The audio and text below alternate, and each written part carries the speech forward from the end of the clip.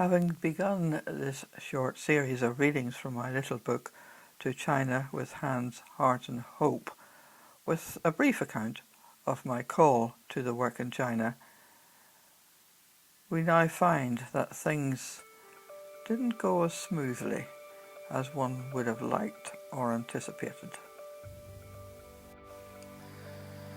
The help I offered to my most recent China contact was declined, so I applied again in September 2001 to International China Concern, offering my services for any period of 3 months convenient for them during 2002.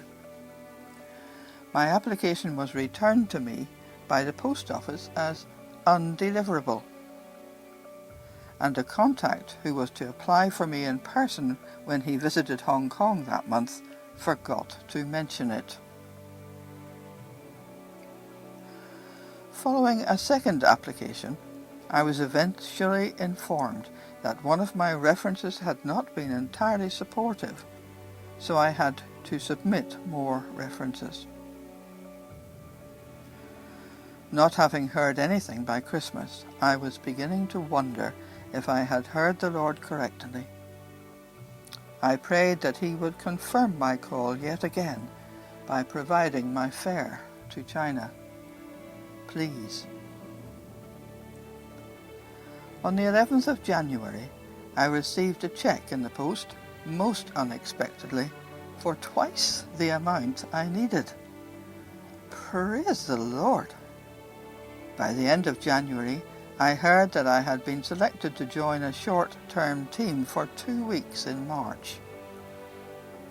It was not possible to accommodate me for longer, despite the published advertisements. In the meantime, my original China contact, Julia, introduced me by email to Sally, a New Zealander who worked as the only foreigner in another welfare home or orphanage not too far from where the short-term team would be located. I arranged to join Sally for 7 weeks from the end of the short-term team's assignment, or for as long as my visa would allow. Chapter 2. Travelling Moments. I gasped with excitement as I gazed through the oval double-glazed perspex window. My eyes greedily scanned the scene below, and my brain worked overtime trying to record and store details of Hong Kong from the air.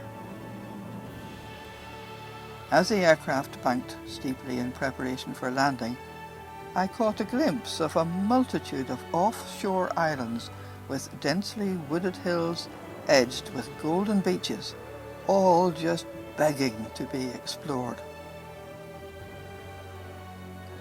Having had a 2-hour coach ride, followed by a 12-hour flight to indulge my imagination, the reality of the breathtaking scene below was soon swallowed up in the flurry of activity as we gathered our belongings, disembarked, negotiated baggage collection at customs, and a mad scramble for trains, buses and taxis. I decided the easiest way to get to the Salisbury YMCA was to give the address to a taxi driver and let him find it, while I digested the sights, sounds and smells of Hong Kong's amazing skyline and cosmopolitan busyness from the safety and comfort of the back seat. The opulence and spaciousness of the YMCA building was an unexpected and pleasant surprise. The preliminaries, as I was soon to learn, always take some time in the Far East, but I was eventually shown to my room, which held 4 bunk beds, a large wardrobe, a table and 2 chairs, and, to my total delight, the most inviting ensuite bathroom with hot running water. The time to enjoy the not so adequate facilities that I had been warned about had obviously not yet arrived. The suitcase in the wardrobe, a jacket on one of the beds, declared the presence of a previous arrival who appeared as I was unpacking. My companion turned out to be a delightful Canadian mother of 3, and since we both had arrived a day ahead of the rest of the team, we spent a great time together exploring the magnificent waterfront by night and day, and taking the ferry to 3 offshore islands, including Chungchao, where I hope to spend the last 3 weeks of my stay in the Far East. We returned to our room with barely enough time for a quick shower before the deadline to meet the rest of the team of 26. And what a mixed bunch we were too. I counted 6 different nationalities, which included a wide age range of men and women and 2 married couples. It was amazing how quickly we gelled as a team, no doubt due to the expertise and experience of our intrepid team leaders. With names exchanged and established friendships birthed, we tucked into the first of many delicious Chinese meals we were to enjoy and experience together over the next 2 weeks.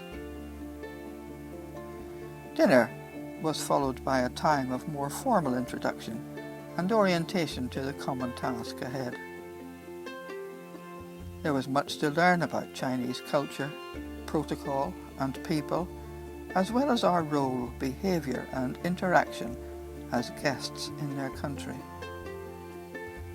The anticipation mounted as we watched a short video of the children we will be meeting and the work we will be undertaking in the number 1 welfare centre, or orphanage, to which we had been assigned. If you'd like to continue with me on my wanderings, please give it a thumbs up and press the subscribe button.